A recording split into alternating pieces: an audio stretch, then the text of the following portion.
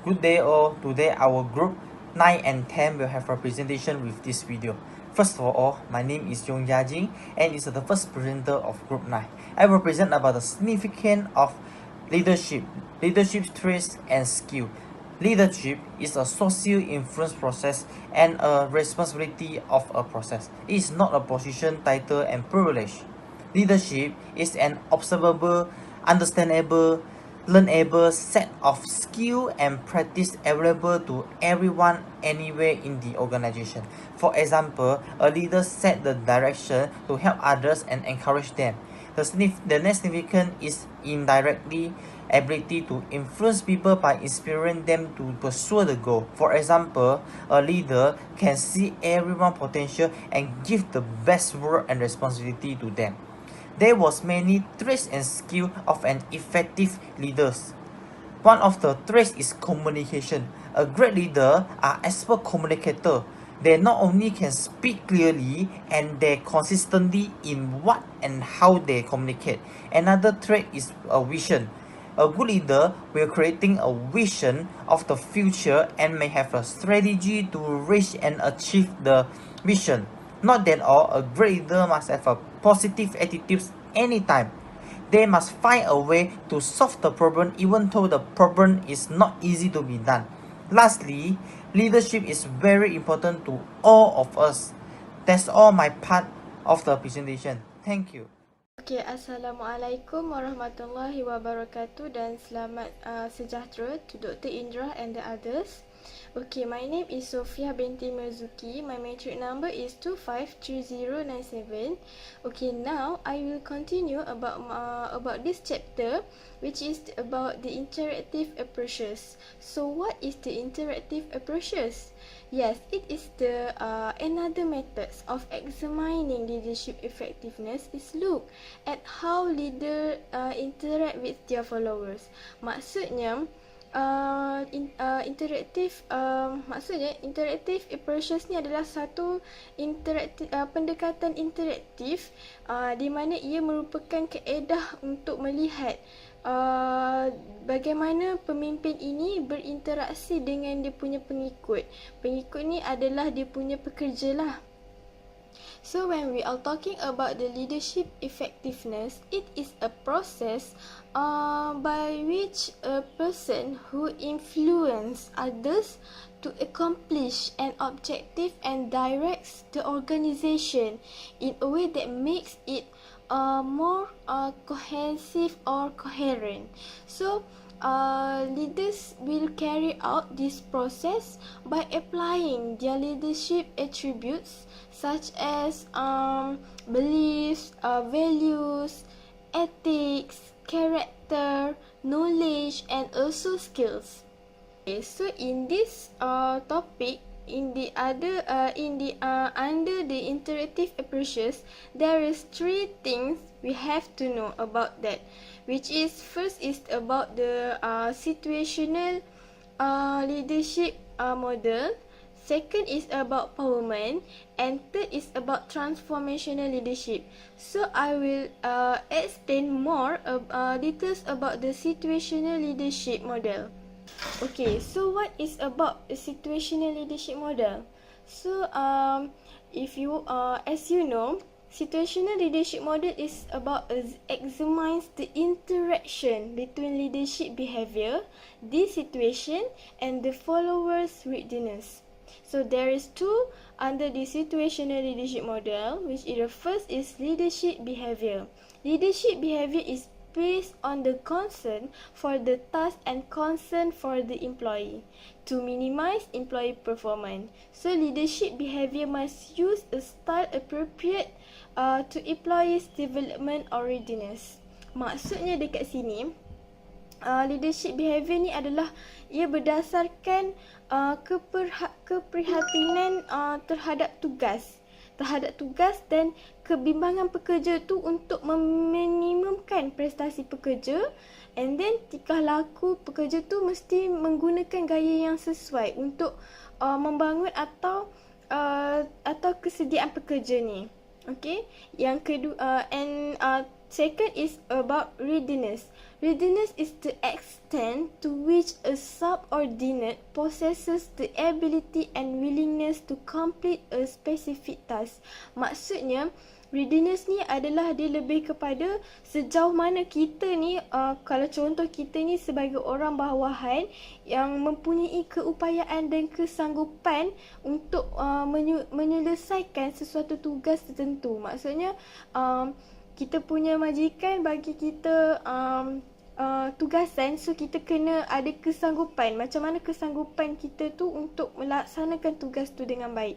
Okay, situational leadership also refer to when the leader or the manager of the organization they must adjust. They must adjust their style to fit the development level of the followers, which is they trying to influence. They trying to influence their employees. Okay, maksudnya dekat sini dia adalah lebih kepada majikan tu, leader, pemimpin tu dalam sesuatu organisasi ni untuk ubah dia punya change, dia punya style untuk mempengaruhi dia punya pekerja dalam sesuatu organisasi tu. Okay, in situational leadership also, the style must change continually to meet the needs of the others in the organisation based on the situational.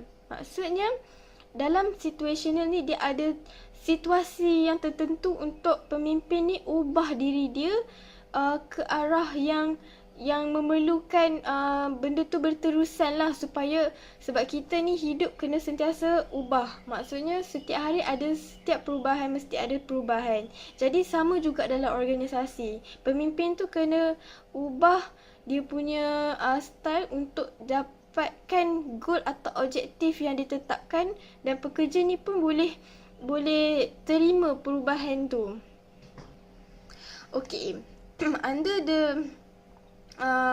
this situational leadership, it also have styles, which is style of situational leadership behavior.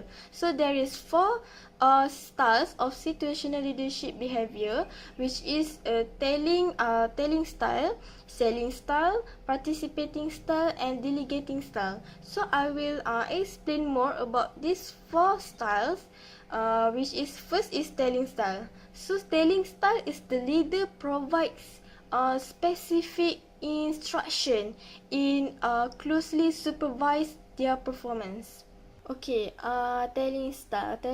Telling style, or we call such as directing, means the leaders of the organization is the one who are making decisions and informing others in the organization of the decision. So this style is may referred to as micromanagement, as the leader is very involved and closely supervise the people who are working.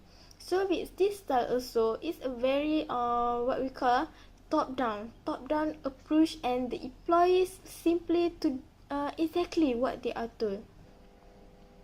Okay, second is selling style. Selling style is the leader explains decision and provides opportunities for clarification. Selling style, or we call as a coaching. So with the selling or coaching style, is the leader is still very involved in the day-to-day activities. So the decision is still ultimately with the leader, but input is requested from the employees before the decision is implemented. So this style is typically works well with those who are inexperienced and still learning.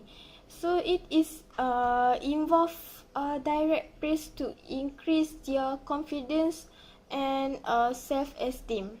And then third is participating style. Participating style is the leader shares idea and maintain two-way communication to encourage and support the skills subordinates have developed. Participating or recall as supporting styles of situational leadership is passes more responsibility to employer or followers, while the leader still provides some direction.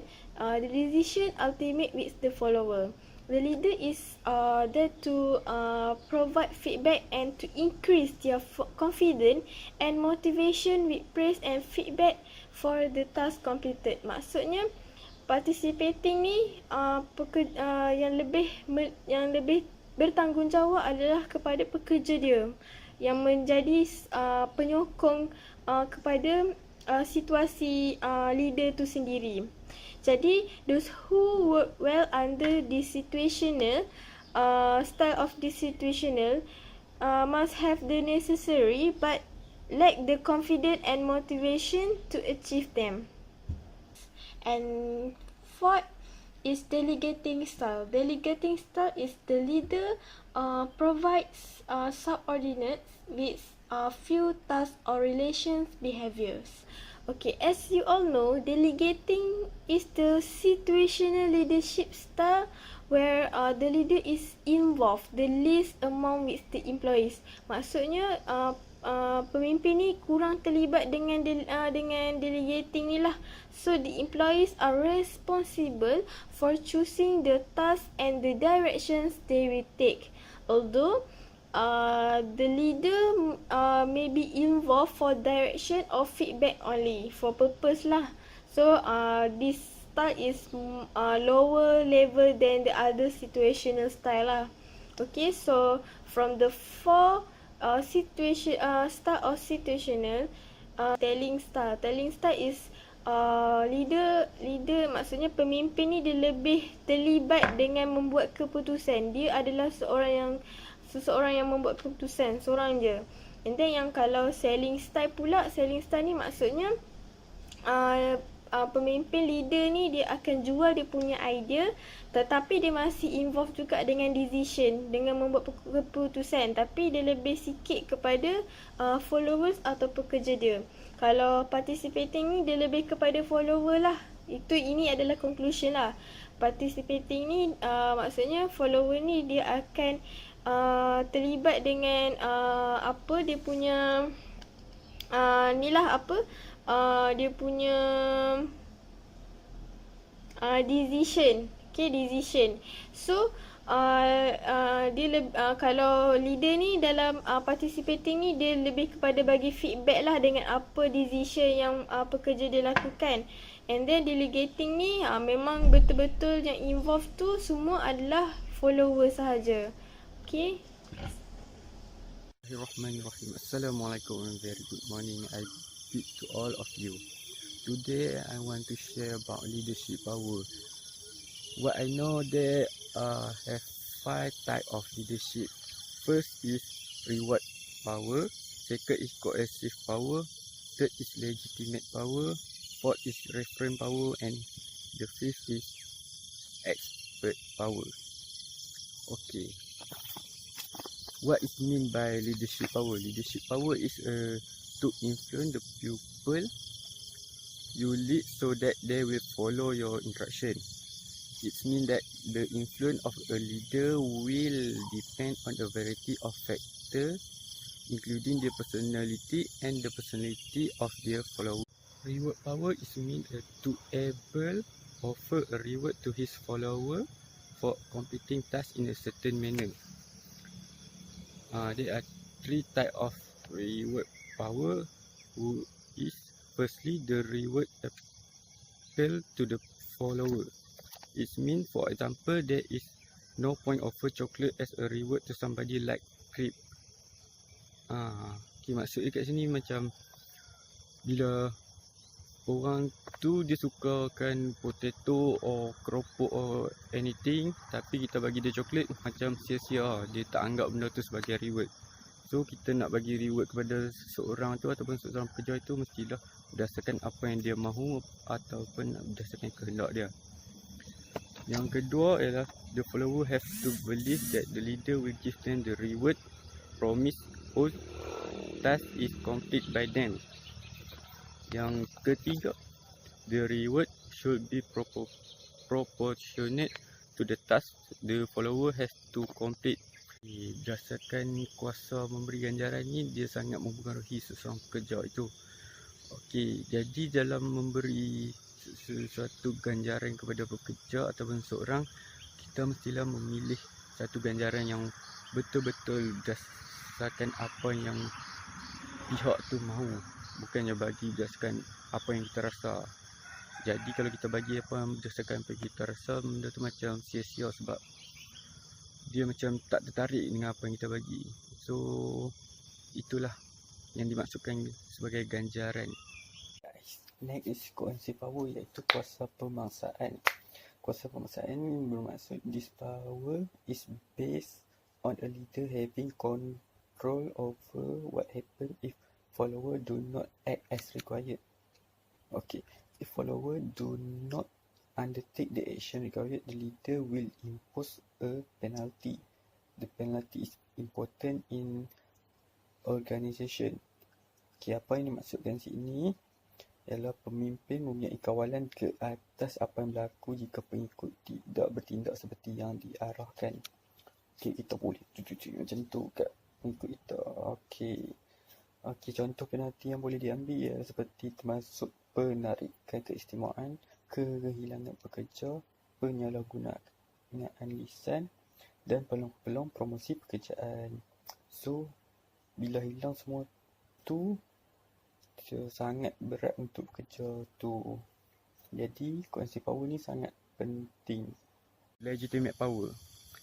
Legitimate power is mean by when the followers believe that the leader has a right to instruct them and that they have an obligation to follow instruction. It means seseorang pemimpin tu ada hak untuk memberi arahan ataupun mengarah pekerjanya.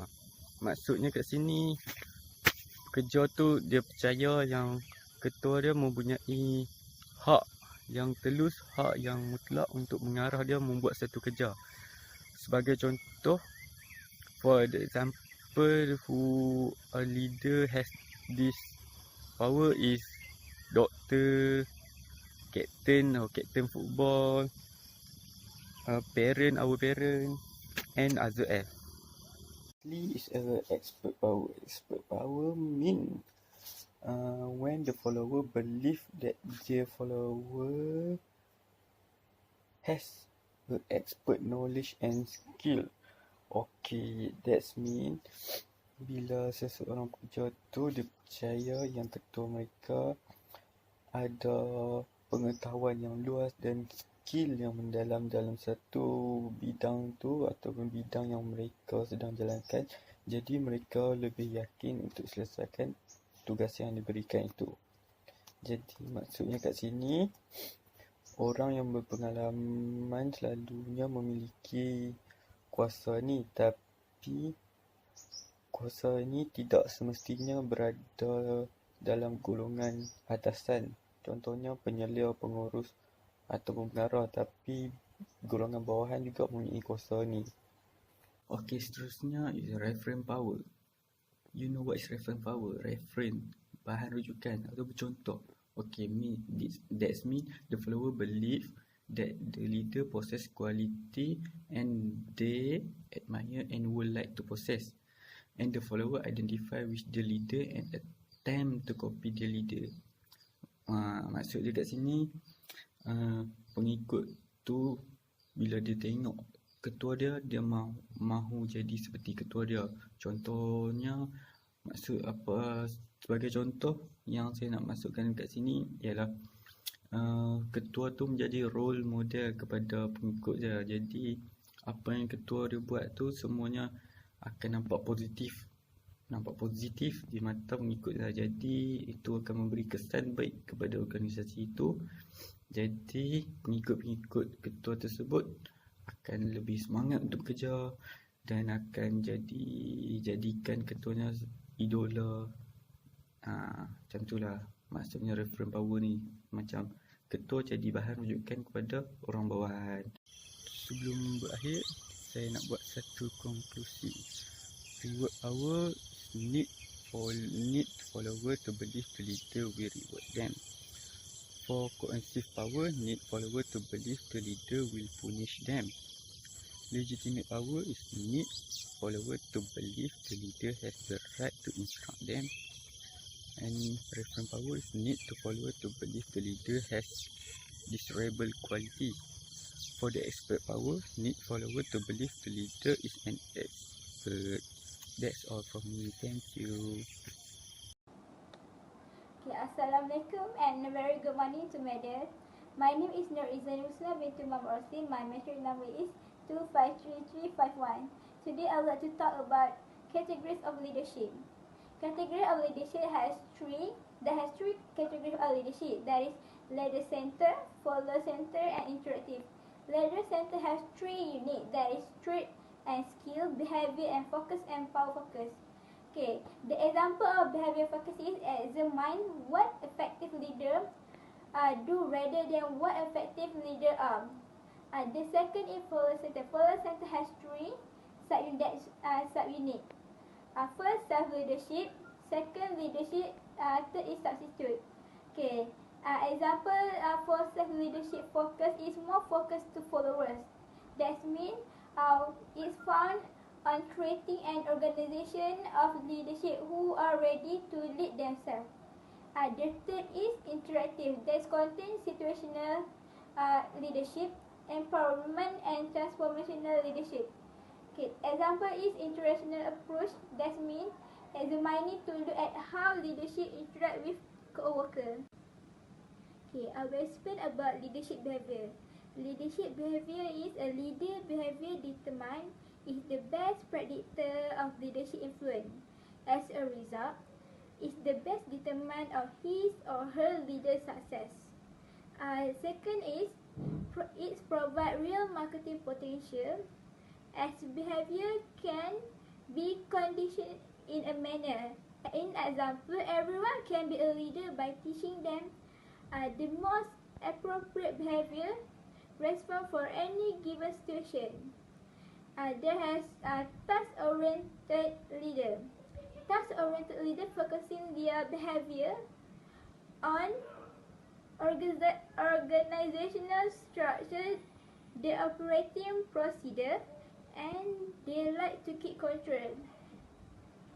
There is initiating, organizing, clarifying, and informational gathering. The fourth is people-oriented leader. People-oriented leader focusing their behavior on ensuring that the inner need of the people are satisfied. There is more focus to motivate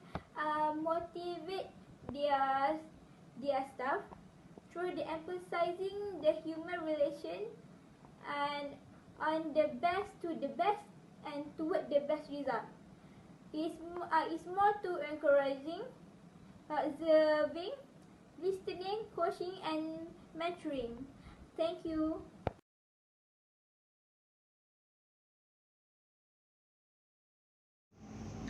Hello everyone, so today I'm continuing the subtopics of chapter 12 is empowerment.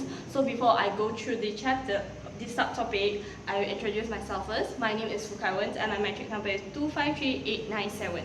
So now we're going to the next slide. So as you can see, there are two pictures here. Actually, it represents the definitions of empowerment, the chapter that I'm going to say. So the first picture here, you can see this is the organization structures. So this means is the delegations of devolutions of power, authority, or responsibility by those higher in the organization's structure to the lower levels of organization structures. So as you can see here, there are three different colors. The green represent the boss, while the blue is the head of departments, and the one in pink is the employee, which means the boss will give the power to the head of department, and the head of department will give it to the employee, will give the power to the employee. Okay, so we go to the second picture here. So as you can see, there are boss, and here is his or her employee. So this picture actually means it's the interactions of the leader giving away his or her power to the employee that he or she leads, so that there will be more independence and have higher qualities of performance. Okay, so we are done with our definition. So now we're going to define the successful of empowerment. How do you define successful of empowerment? The successful of empowerment means when everyone in the organizations have been convinced that he or she makes a difference to the success of the organizations. This happens when the boss gives them power so they can like voice out their ideas or their opinions about something. So when they have this type of empowerment in the organization, that means they are being appreciated, and that is the successful of empowerment. Of course, the successful empowerment must link with the trusting relationships. The trusting relationship is like between the boss and the employee, which means the boss gives the power to a person that he or she believes that he or she can do the job well. Okay, so now we go to the conclusions of the empowerment part. So actually, empowerment can be a very powerful motivational tool by providing employee with both control and sense of accomplishment. So that's all from me for this chapter. Thank you. So my name is Kuchiling. So I'm now going to present my part, which is transformational leadership. So what is the meaning of transformational leadership? Actually, is defined as a leadership approach that causes change in individuals and social system, and it creates valuable and positive change in the followers with the end goals of developing the followers into the leaders.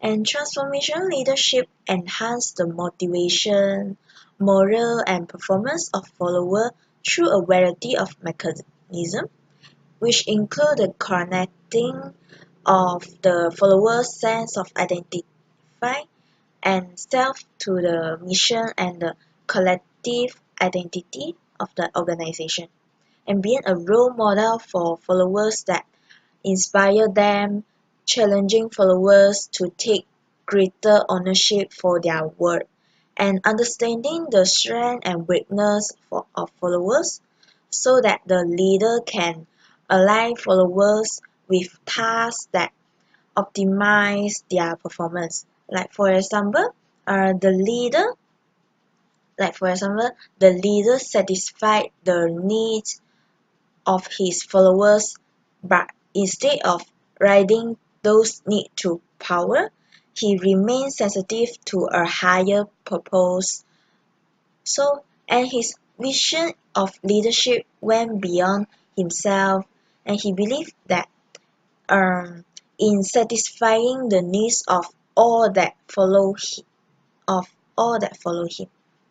So after explain about the transformation leadership, so actually there are four components which create the framework for transformational leadership, which is firstly idealized influence, second is inspirational motivation, third is intellectual stimulation, and lastly is individualized consideration. So I will explain about firstly is the idealized influence. So what is idealized influence? Actually is the leader can use their own example as a motivator for specific behavior.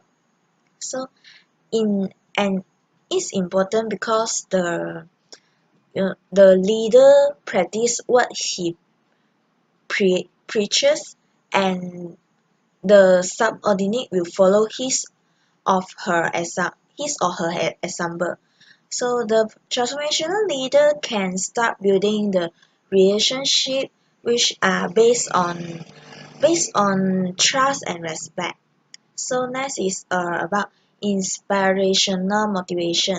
So which is the transformational leadership motivation is based on the tangible objective and optimism about achieving them. The idea is that by creating a sense of purpose, the subordinate are more willing to work, especially when they understand what the goals is. And furthermore, this component require the leader to show confidence toward the subordinate and support to help them achieve the goals through focus on self-development. And third is about the intellectual stimulation, so which is the transformational leadership aim to enhance the creativity, and it actively seek to promote autonomy and share responsibility.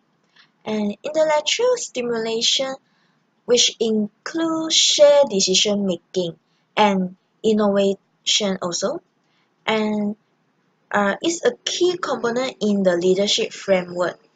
Instead of making decisions for the subordinate and telling them what to do, the transformation leader call for innovative thinking and get it done mentally. So subordinates are encouraged to be in charge of their own decision.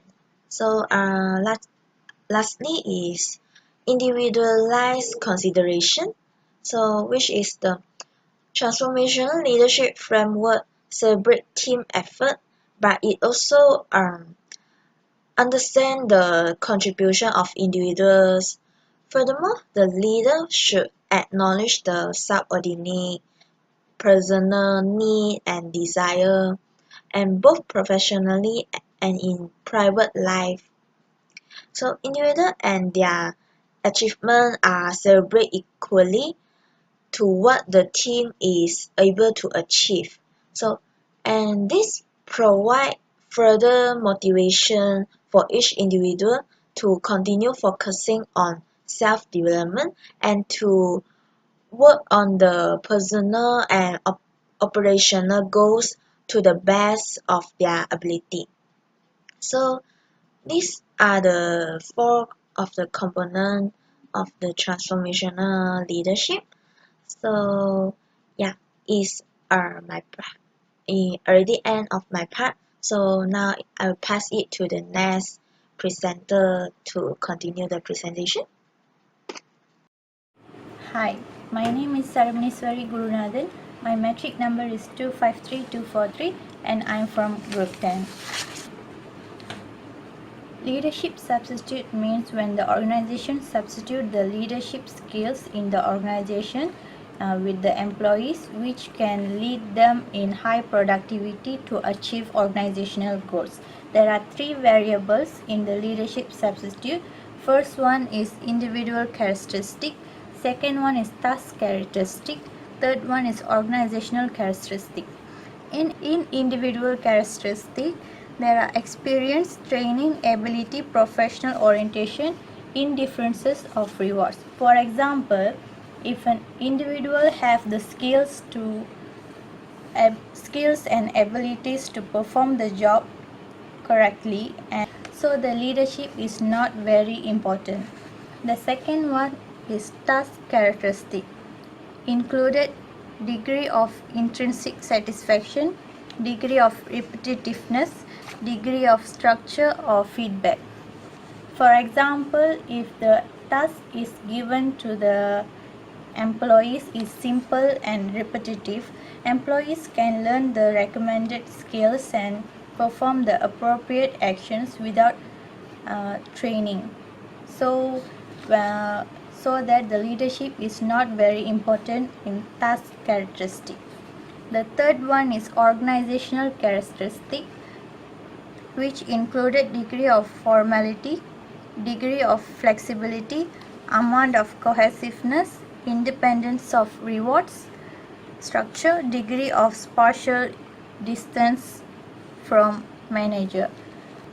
For example, if the organization possess the high level of formality, work groups, rewards, staff supports, and the need of formal leadership is less important to the organization. So these three characteristics can actually substitute the leadership in an organization. Next, I would like to present about Current perspective on leadership. Emotional and social intelligence. Emotional and social intelligence means when the leadership development focused on the human and interpersonal skills of a manager, which can improve the productivity and achieve the goal of the organization. There are two elements in the emotional and social intelligence, which is personal competence and social competence. In personal competence, there are two subtopics, which is self-management and self-awareness. So first of all, the personal competence is the ability to understand our own feelings, emotions, and their impact, to understand the strength and weakness of our own. And in the self-management, there are 6 elements, which is self-control, trustworthiness, conscientiousness, adaptability, achievement of orientation, and initiative. In self-awareness, there are 3 elements, which is emotional self-awareness, accurate self-assessment, and self-confidence. So in the second, social competence, there are 2 subtopics also, social awareness and social skills. In social awareness, there are 3 elements, which is empathy and insight, political awareness, service orientation. 9 elements in the social skills, which is developing others, visionary leadership, influences, communication, change catalyst, conflict management, building bonds, teamwork, and synergy in teamwork. So when we compare the personal competence and the social competence, personal competence is more about ourself, our intrapersonal skills, and our own feelings, emotions, and how we deal with it. When we see the social competence is about how we treat people, how we understand others, how we work with others. So both are important in developing emotional and social intelligence for a leader. That's all from me. Thank you. Hello, my name is Ilavarasi Dr. Afravi Chandra. My metric number is 258982. So today I'm going to talk about the gender and leadership. So first of all, let us learn what is the meaning of gender. Gender, it is described as the characteristic of a society or culture that delineates the masculine or feminine. So the example of gender is masculine and feminine. While leadership, it is known as the leader of a head of an authority, or a head of perception and the tongue of justice. It is not only that, leadership, it is also known as the person who commanding the authority. For example, like in a workplace or at the office, there will be a main person who lead their team members which are below them, right? So the person is referred to the leader in that team. There are 2 question rises in these subtopics, which are: does gender affect leadership success, and do men and women differ in terms of leadership ability? So based on the research, the researcher have told that both men and women can be an effective leadership, but they assume the leadership position differently. According to Caliper, who is a researcher in New Jersey, he have told that women are better in being a leader in an organization or in a team compared to the men. He said that so because women, they have a good understanding skill, and they are also a good listener, where they can listen to the points of view or any ideas given by the team members in an organization. The second question that arises in these subtopics are: how well do men accept women as leaders? Based on the research, the researcher have told that they have indicated that men's attitudes toward the men in a workplace are rapidly changing when more women are entering into the workplace and assume the leadership position. However, even though women can be a good leader in an organization, or they have a good understanding skill and they are also a good listener, they still have their disadvantages, and they also face consequences by being a leader, and they feel that they have to put more effort and they have to struggle even more harder compared to the men to succeed in their business. So to overcome this problem, the organization have found a strategy to overcome this problem. For example, like in an organization, to overcome this problem, the organization members found conducting an event especially for the female leaders, for them to motivate them and also to give them support to be a good leader in that organization. So now let us look at the example of the gender and leadership. And this is the example. Procter & Gamble pairs female employees with the senior manager for reverse monitoring to help the mostly male executive understand the issues that women face. And this is the example of the gender and leadership. So now let us look at the levels levels of leadership. So the first one is directing or telling, the second is coaching and participating, and the third one is delegating or supporting.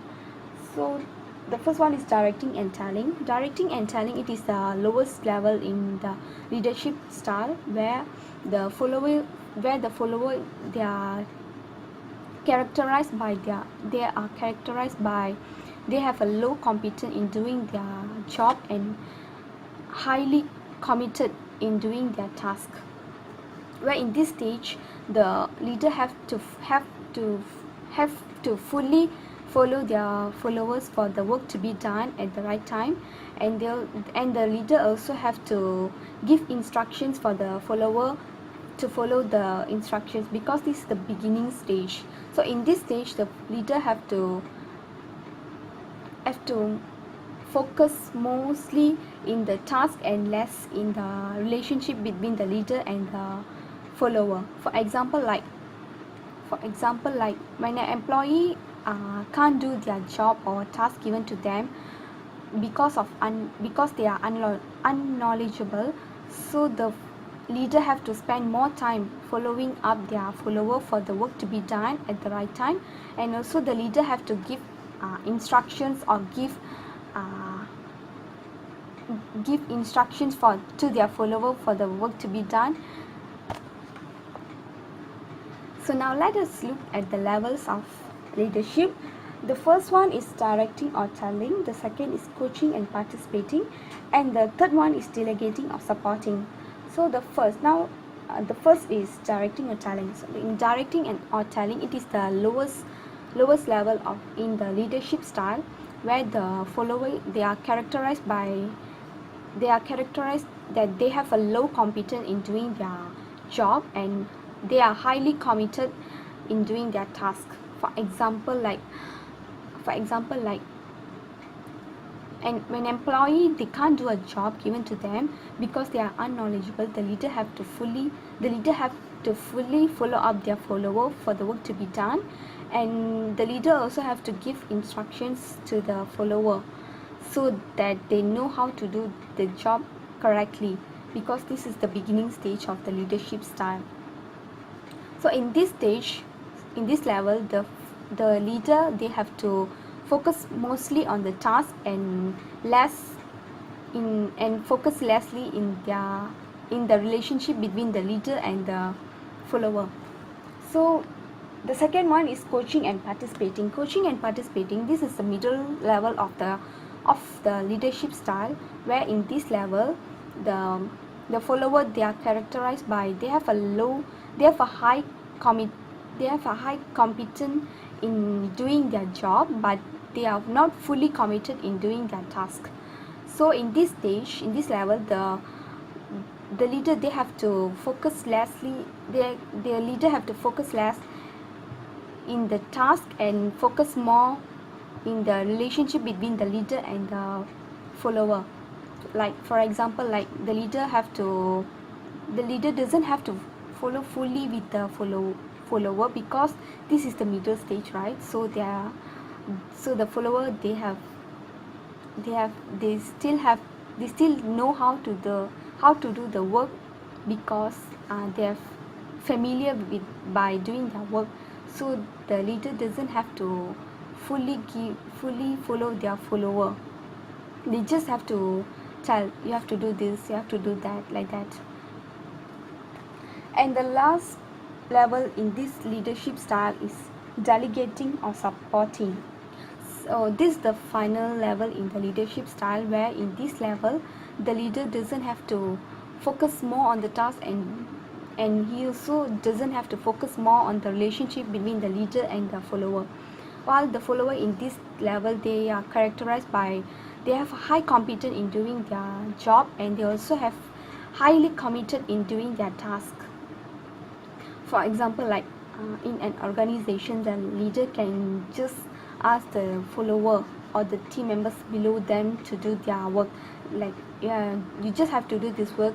They can just tell like that, and then the follower will do their work, because this is the final stage, where in the directing and telling, in the coaching and participating, they have known what they have to do when the leader give any task or job for them to be done. So that's all from me. Thank you. My name is Pei. Today I want to present about the resiliency and the leadership. The resiliency is the ability to adapt and bounce back when the things are not planned as you want, and it is also a capability to recover quickly from the difficulties such as stress, trauma, and tragedy. The resilient leader don't wallow and dwell on their failures. They will try to acknowledge the situation, learn from their mistake, and then move forward. And the leader should have a productive response to a disruptive event or setback. It is very important for all leaders to develop a resiliency style of leadership in their life. And they have four traits in the resilient leader. First is the leader should have confidence in their own ability. Second, the leader should have a clear sense of their purpose. For example, their why of life. Do I have any purpose or something that will driving you to move forward? And the third is social support. For example, maintain relationship with families and friends. And fourth, be adaptable and flexible.